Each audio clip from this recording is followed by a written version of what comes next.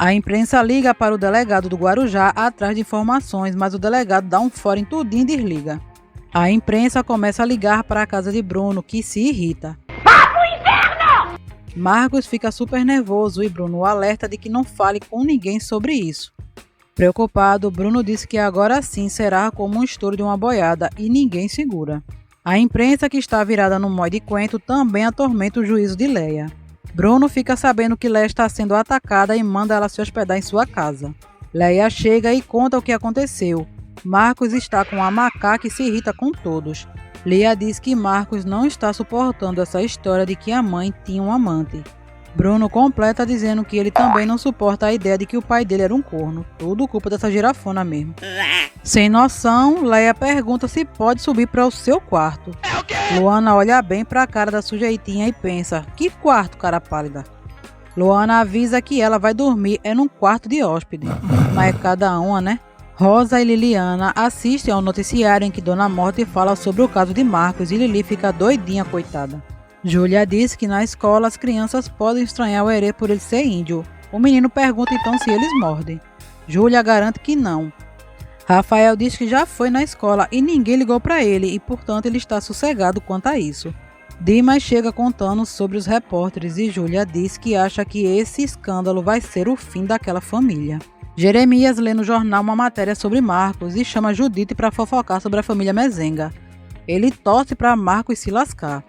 Jeremias pensa em ir ao julgamento de Marcos, achando que pode ser uma boa hora para tentar trazer Marieta de volta, a véia implicante. É verdade. O advogado visita Marcos e, com os nervos à flor da pele, ele diz que quer poupar sua mãe.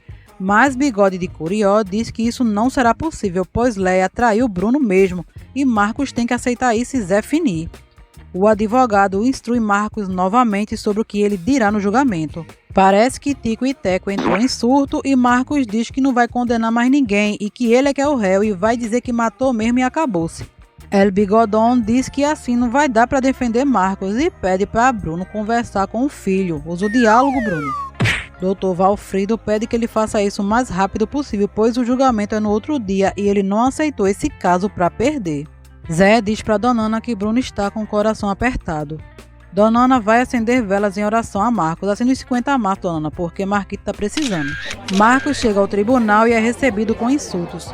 Marquinhos fica doidinho, já fez a cagada, né? Agora aguenta. Dimas e Júlia se preocupam com o julgamento e o motorista acaba implicando com Rafael. Júlia diz para Dimas se orientar e deixar o pirraia, pois ele não sabe com quem está lidando. Todos os envolvidos chegam e a imprensa cai em cima de todo mundo, sem dó nem piedade. Luana diz que gostaria de estar com Bruno, mas Júlia avisa a moça que não ia adiantar nada ela ficar lá. Isso mesmo, Júlia, é assim que se incentiva as pessoas. Leia chega ao tribunal chique de doer e diz para a imprensa que não falará nada. El Bigodon orienta seu cliente que treme mais que vara verde. Bruno abraça Marcos, que é levado para o tribunal.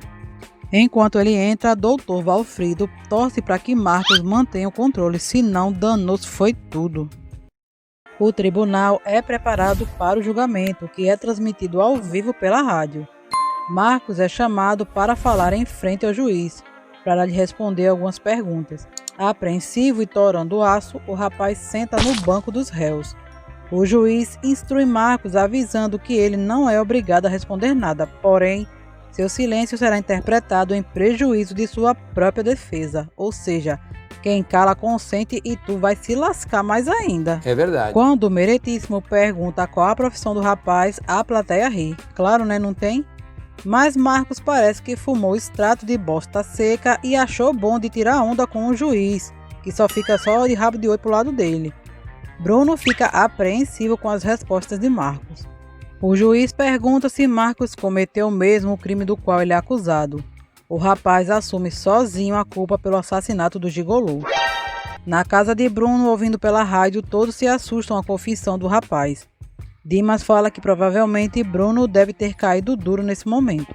Enquanto Marcos continua depondo, o seu advogado fica ligado com cada butuca de oi arretado, temendo que seu cliente coloque tudo a perder. Impaciente, Marcos responde o juiz com algumas gracinhas e o mesmo dá por encerrado o depoimento do réu revoltado. Geraldino é chamado para o interrogatório. E quando o juiz lhe diz que Marcos o inocentou, afirmando que o marinheiro apenas o levou de barco até o local do crime, o juiz pergunta se é verdade, mas Geraldino se nega a responder. O próximo a ser chamado é o detetive da cabeça de coxinha. Ele diz toda a verdade sobre Ralph e Leia. O detetive conta todas as baixarias e o povo que assiste o julgamento gosta de ver o parquinho pegar fogo e ri muito constrangendo os mezenga.